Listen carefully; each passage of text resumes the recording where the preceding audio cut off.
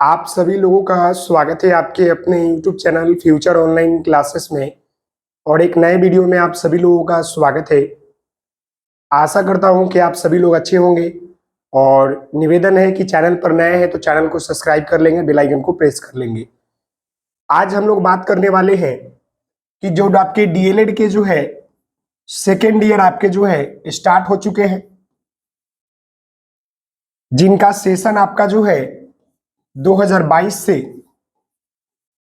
2024 है। तो आज हम लोग जो है ACP 2 के एक महत्वपूर्ण बिंदु के ऊपर जो है बात करने वाले हैं, जिसको हम लोग जो है लर्निंग प्लान कहते हैं। लर्निंग प्लान कहते हैं या इसी को हम लोग जो है सीखने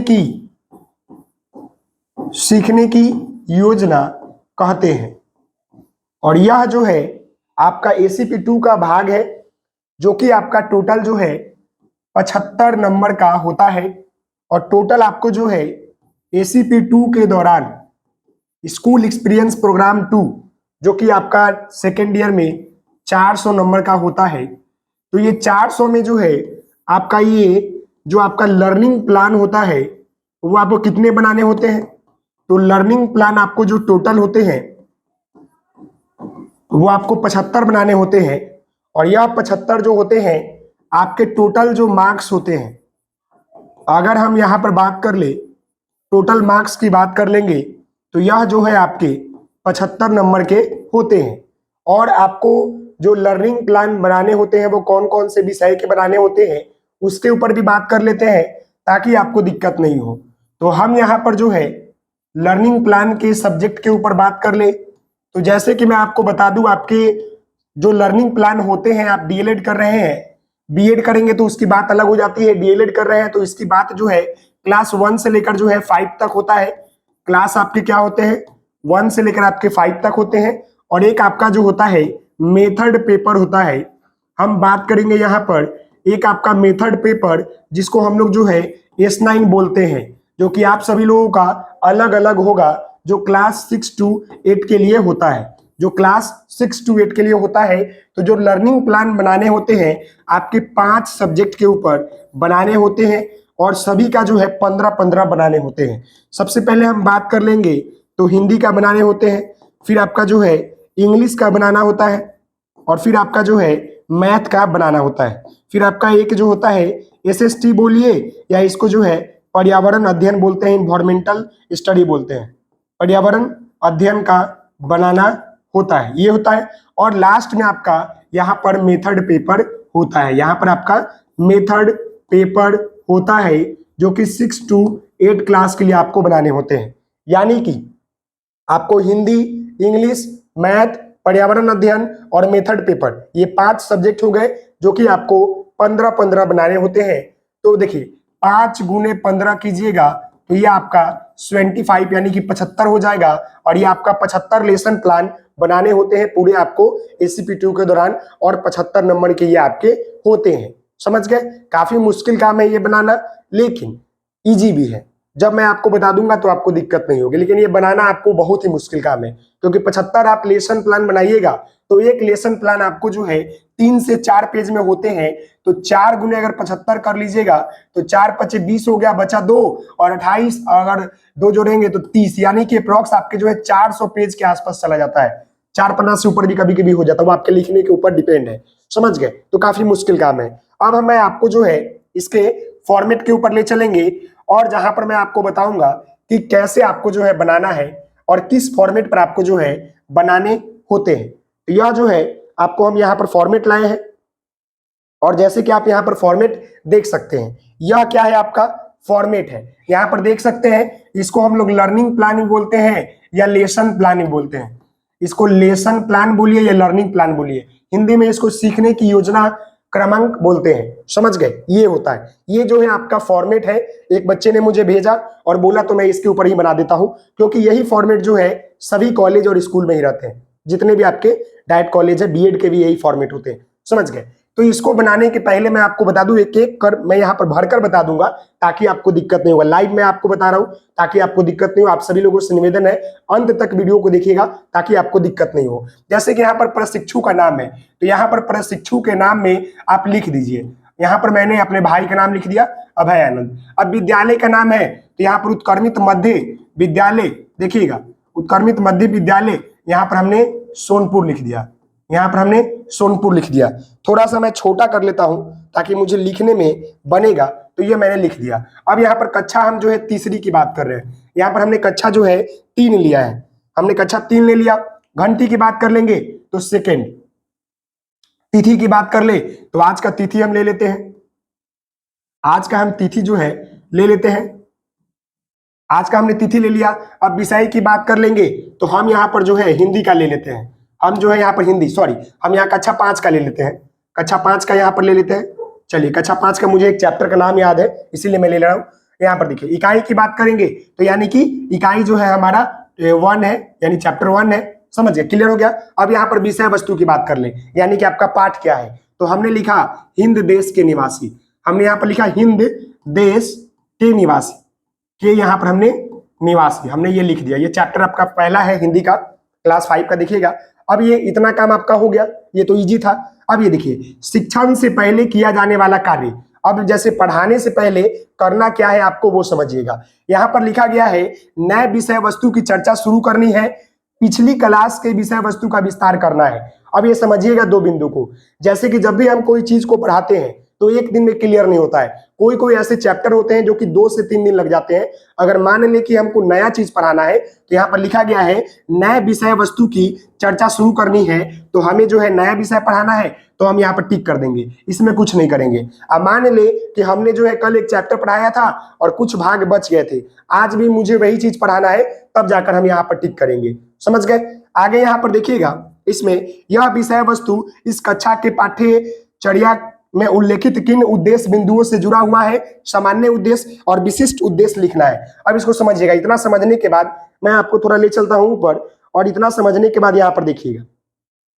अब यहाँ पर जो बोला गया था कि यह जो विषय वस्तु है इस कक्षा के पाठ्यक्रम के उल्लेखित किन बिंदुओं को और किस उद्देश्य को जो है बता रहा है। अब देखिएगा यहाँ पर आपको सामान्य उद्देश्य लिखना है, समझ गया, और यहाँ पर आपको विशेष उद्देश्य लिखना है। यानी कि सामान्य उद्देश्य कहने का मतलब है कि इस पाठ्य के माध्यम से बच्चे क्या समझेंगे। तो जो हमारा हिंदी का पाठ्य था हिंद देश के निवासी, यानी कि हम सभी जन एक है हिंद देश के निवासी, यानी कि यहाँ पर बेसिकली जो है हमारे देश के जो है सभी जाति धर्म संप्रदाय की बातों को की गई है, सभी लोगों की खूबसूरती सुंदरता को दर्शाया गया है और बताया गया है कि हिंद देश के निवासी हम सभी जन एक है। यानी कि इस देश में कोई भी लोग रहे, हिंदू मुस्लिम सिख ईसाई, हम सभी लोग आपस में भाई भाई। तो यहाँ पर आप लिख देंगे कि सामान्य उद्देश्य में कि इस पाठ्य के माध्यम से, इस पाठ के माध्यम से, इस पाठ के यहां पर देखिएगा माध्यम से बच्चे अपने अपने अपने देश और अपने समाज धर्म तथा लोगों की खूबसूरती,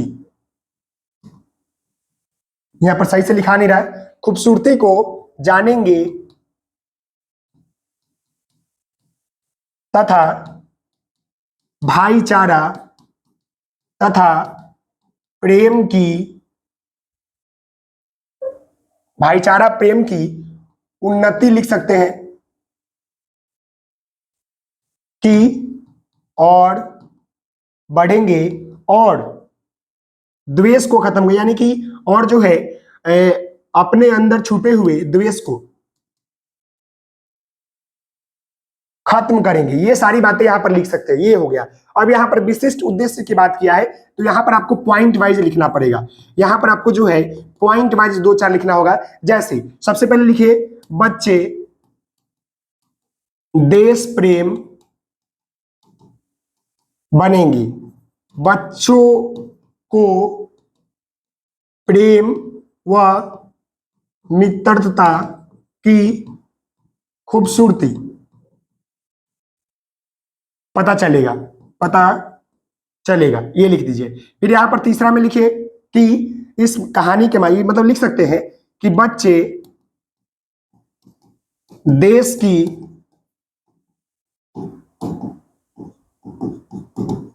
खूबसूरती को जानेंगे। ये सारी बातें लिख दिए। फिर यहां पर लिख दीजिए जैसे चैप्टर से रिलेटेड होनी चाहिए। जैसे हिंद देश के निवासी में जो है बताया गया है कि हम सभी का रंग रूप अनेक है लेकिन हम अनेक एक है। यानी कि बच्चों को जो है समाज में रहने वाले, समाज में बच्चे जो है समाज में रहने वाले सभी जाति की खूबसूरती को जानेंगे। ये जो है आपका उद्देश्य है, विशिष्ट उद्देश्य है। जब पाठ पढ़िएगा तो वहां पर आपको मिलेगा। ऑलरेडी मैंने इसके ऊपर वीडियो बना दिया है लेकिन मैं अभी आपको समझाकर बना रहा हूं ताकि आपको दिक्कत नहीं हो। ये बातें होने के बाद जो है अब आपको यहाँ पर आगे बढ़ना है। तो जैसे आप आगे बढ़िएगा तो यहाँ पर आपको आएगा अधिगम प्रतिफल और यहाँ पर अधिगम संकेत। यानी कि आपको जो है अधिगम प्रतिफल और अधिगम संकेत क्या मिल रहा है, समझ गए। यानी कि आप जो है अधिगम प्रतिफल में जो है बताएंगे कि आप जो है बच्चों को किन उद्देश्य को सिखाने के लिए आप जो है किस तरह से बच्चों को सिखाएंगे और अधिगम संकेत क्या देंगे, समझ गए। तो यहां पर आप जो है लिख सकते हैं,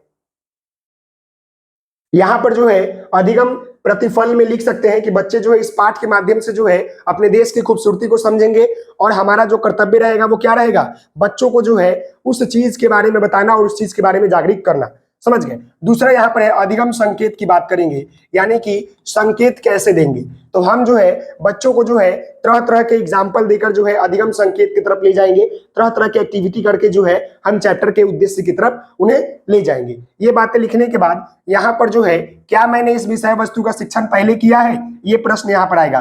तो अगर किया है तो हाँ लिखेंगे, नहीं किया है तो ना लिखेंगे। अगर किया है तो हाँ लिखेंगे, नहीं किया है तो नहीं लिखेंगे।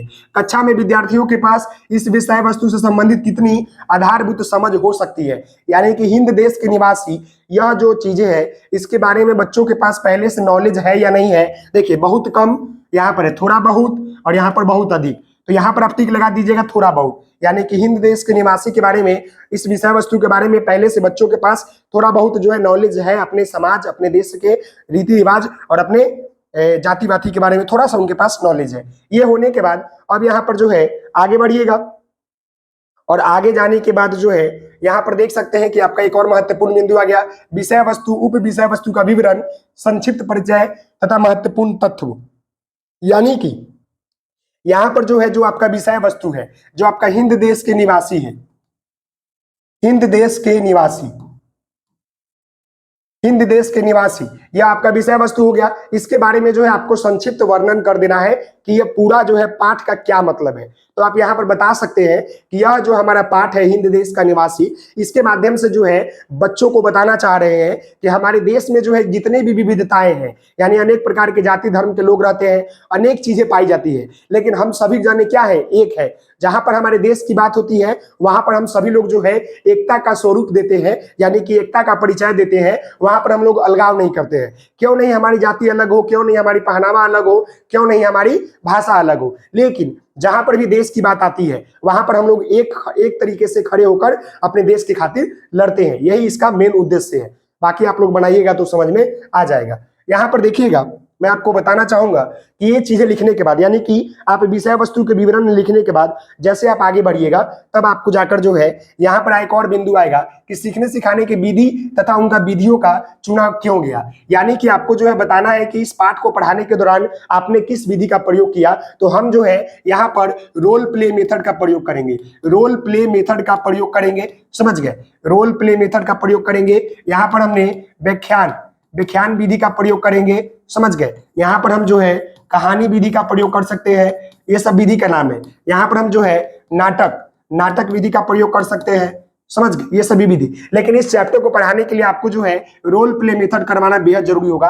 यहाँ पर हम 5 बच्चों का प्रयोग करेंगे, जिसको एक हिंदू, मुस्लिम, सिख, ईसाई सभी को बना देंगे और एक देश की खातिर जो है उनको बताएंगे कि आपको देश के लिए लड़ना है तो क्या कीजिएगा, या समाज के लिए। तो सभी जन एक साथ खड़े होकर देश के लिए लड़ेंगे। तो इस तरह के हम जो है यहाँ पर रोल प्ले मेथड के माध्यम से करा सकते हैं, यानी कि नाटक विधि के माध्यम से हम इस चैप्टर को बच्चों को बता सकते हैं। मैं आपको बताना चाहूंगा, बुखार से मैं पीड़ित हूँ बहुत ज्यादा अभी एट द प्रेजेंट टाइम। मुझे काफी ज्यादा बुखार है, देख सकते हैं पसीना कितना आ रहा है, दवा खाया हूं तो। यहाँ पर देखिए, सीखने सिखाने के लिए सहायक शिक्षक सामग्री, यानी सहायक शिक्षक सामग्री कहने का मतलब होता है टीएलएम, यानी कि टीचिंग लर्निंग मटेरियल किस चीज का प्रयोग करेंगे, तो हम जो है यहाँ पर जो है भारत का नक्शा का प्रयोग कर सकते हैं। भारत का नक्शा का प्रयोग कर सकते हैं। साथ ही साथ जो है चौक, डस्टर, ये सभी हो सकता है, बोर्ड हो सकता है, बुक हो सकता है, ये सब क्या है, या साथ ही साथ जो है विभिन्न तरह के टीएलएम का प्रयोग कर सकते हैं। ये सभी हमारा जो है क्या है, सहायक शिक्षक है। यानी कि इस पाठ को पढ़ाने के दौरान आपने जो है किस चीज का प्रयोग किया, किस शिक्षण सामग्री का प्रयोग किया, तो हमने यहाँ पर चार्ट पेपर का प्रयोग किया, टीएलएम का प्रयोग किया, भारत का नक्शा प्रयोग किया, ये सभी चीजें का प्रयोग करके इस चैप्टर को मैंने बताया। अब जब इतना बताने के बाद जैसे आगे बढ़िएगा तो इसके बाद आपको जो है क्या मिलेगा, इसके बाद आपको यह आ जाएगा शिक्षण के दौरान किया गया कार्य। यहाँ पर देखिएगा, अब जो मान लें कि आपने इतना कर लिया, अब आप पढ़ाना शुरू किए, तो यहाँ पर जो है सीखने की योजना की प्रस्तुति, और यहाँ पर जो है श्याम पाठ पर कार्य, यानी कि श्याम पट पर यानी बोर्ड पर। तो हमने जो है सीखने की योजना की प्रस्तुतिकरण हमने जो है एग्जाम्पल रिलेट करते हुए चैप्टर से हमने जो है पाठ के ऊपर गया, और यहाँ पर हमने बोर्ड पर जो है क्या किया, हमने एक भारत का नक्शा बनाया। हमने जो है 1 मिनट, हमने यहाँ पर बोर्ड वर्क क्या किया, ये हमारा बोर्ड वर्क होता है, यानी कि बोर्ड काम हमने क्या किया, क्योंकि एक अच्छा शिक्षण का क्या होता है कि वो बोर्ड के ऊपर भी जो है कार्य करे। तो ये जो है हमने यहाँ पर एक भारत का नक्शा बनाया, और हम बताए कि यह जो हमारा भारत है वह क्या है, विविधता वाला देश है, विविधता वाला देश है, जहां पर जो है अनेक प्रकार के जाति, अनेक प्रकार के धर्म जो रहते हैं, अनेक प्रकार का क्या है, क्षेत्रीय है। लेकिन जहां पर भी जो है हमारे देश की बात आती है, हमारे भारत देश की बात आती है, हम सभी लोग जो है एकता का प्रतीक करते हैं। हम सभी लोग एकता का प्रतीक करते हैं, चाहे हम हिंदू हो, मुस्लिम हो, सिख हो, हम चाहे हो हिंदू हो, मुस्लिम हो, सिख हो या कोई भी हो, समझ गए, हम सभी लोग अपने देश के लिए एक खातिर हो जाते हैं। ये आपका क्या हो गया, बोर्ड वर्क हो गया। जब हम यहाँ पर बताएंगे कि हमने जो है पाठ को पढ़ाने से पहले बच्चों को ये सवाल पूछा, फिर हमने जो है इस चैप्टर को पढ़ाने के दौरान जो है सारी टर्म जो है व्याख्यान विधि और रोल प्ले मेथड के माध्यम से बताते हुए हम गए। यहाँ पर आपको एग्जाम्पल भी लिखना है, एग्जाम्पल भी हमने बताया, यहाँ पर लिख सकते हैं। ये बताने के बाद यहाँ पर लिखे एग्जाम्पल, हमने हिंदू, मुस्लिम, सिख, ईसाई अपने देश के सभी जाति के बारे में बताया। फिर हमने बताया कि ये सभी के लोगों की अपनी संस्कृति अलग है, सभ्यता अलग है, लेकिन जहां पर भी देश की बात आती है वहां पर ये सभी लोग जो है एकता का प्रतीक करते हुए एक साथ मिलकर जो है देश के खातिर लड़ते हैं। ये सारी चीजें हमने इसको बताया। इतना बताने के बाद आपको आगे बढ़ना है, इतना बताने के बाद ये सभी चीजें लिखते हुए आपको आगे बढ़ना है। इतना देखिए, सब बोर्ड वर्क दिया है। ये सब करने के बाद अब जो है, अब जब चैप्टर पढ़ा दीजिएगा तो अब यहाँ पर आपका मूल्यांकन कार्य आएगा।